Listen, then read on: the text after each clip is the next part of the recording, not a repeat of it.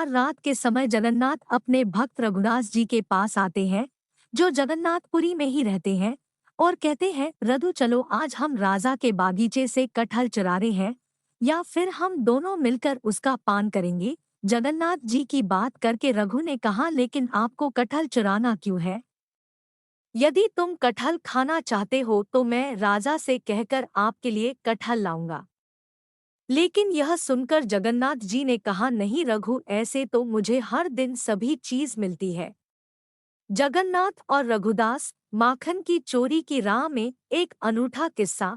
ऐसे तो मेरे पास किसी चीज की कमी नहीं, ऐसे तो मेरी मैया यशोदा मेरे लिए इतना माखन मलाई बनती है तो खिलती है, लेकिन फिर भी माई गोपियों के घर माखन चुराने जाता हूँ। पता है क्यों? क्योंकि चुरा के खाने में जो आनंद आता है उसका स्वाद ही कुछ अलग है।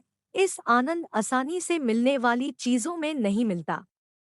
इसलिए मैं चाहता हूँ आज मैं तुम्हें भी इस आनंद की अनुभूति कराऊं। रघुदास ने कहा, नहीं, मुझे ऐसी कोई अनुभूति नहीं करनी। अगर राजा को इस बात का पता चल जाए तो वह आपको कुछ नहीं कहेगा, लेकिन मेरा क्या होगा ये सोचा आपने?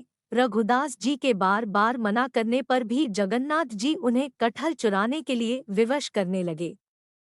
रघुनाथ दास जी के साथ भगवान जगन्नाथ की कटहल चुराई कहानी। आखिरकार रघुदास जी क्या करते, थक हार कर भगवान जगन्नाथ की बात मनानी पड़ी। और फिर क्या था, भगवान जगन्नाथ या रघुनाथ दास जी चल पड़े राजा के बाग से कटहल चुराने। दोनों बगीचे में पहुंच जाते हैं और एक बड़े पेड़ को देखते हुए जगन्नाथ जी बोलते हैं, देखो रघु, ये पेड़ कितना विशाल है, कितने सुंदर कटहल लगे हैं।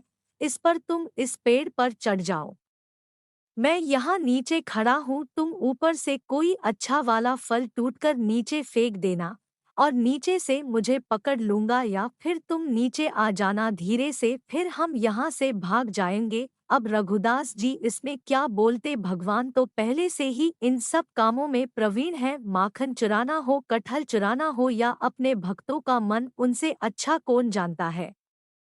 फिर क्या था, रघुदास जी कह गए कटहल के पेड़ पर, उन्हें एक अच्छा बड़ा सा एक कटहल तोड़ लिया और नीचे आवाज लगाई, जगन्नाथ क्या आप तैयार हो? मैं फल नीचे फेंक रहा हूँ, उसे पकड़ लेना। जगन्नाथ जी ने कहा, हाँ हाँ, मैं यहीं पर हूँ, तुम फेंको, उसे पकड़ लूंगा। ये सुनकर रघुदास ने तो फल नीचे फेंक दिया, लेकिन जैसे ही रघु ने फल फेंका, लेकिन वहां भगवान जगन्नाथ तो थे ही नहीं और फल जमीन पर जा गिरा और दो हिस्सों में टूट गया।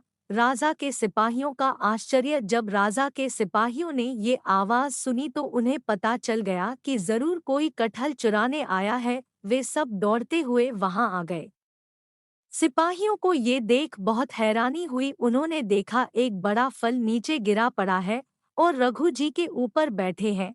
सिपाहियों ने तुरंत जाकर राजा को सूचना देते हुए कहा, आपको सूचित करना पड़ रहा है कि आपके बगीचे में आज रघुदास कटहल का फल चुराने आए थे और अभी भी वो पेड़ पर बैठे हैं। रघुदास जी के चरणों में भगवान जगन्नाथ के नाम पर कटहल का बगीचा।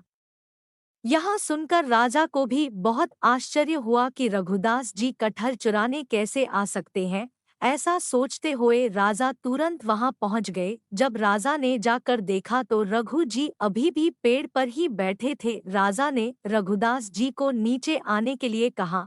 फिर राजा ने उनसे पूछा कि मेरे प्रिय गुरु भक्त रघुदास जी, अगर आपको कटहल खाने की इच्छा थी, अपने इतनी रात को मेरे बगीचे में आने का कष्ट क्यों किया? अगर आप कहते तो मैं ये फल आपकी कुड़िया में भेजवा देता।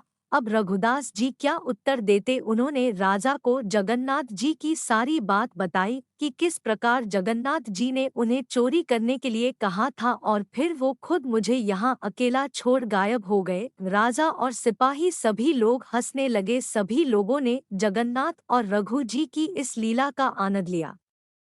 राजा भव विभोर होकर रघुदास जी के चरण में पड़ गए और अपने इस बात से खुश होकर कि भगवान को मेरे बगीचे के कटहल इतने पसंद है, उन्हें पूरा बगीचा भगवान जगन्नाथ जी के नाम कर दिया। और आज ही जगन्नाथपुरी में भगवान जगन्नाथ को उस बगीचे के कटहल का भोग लगता है।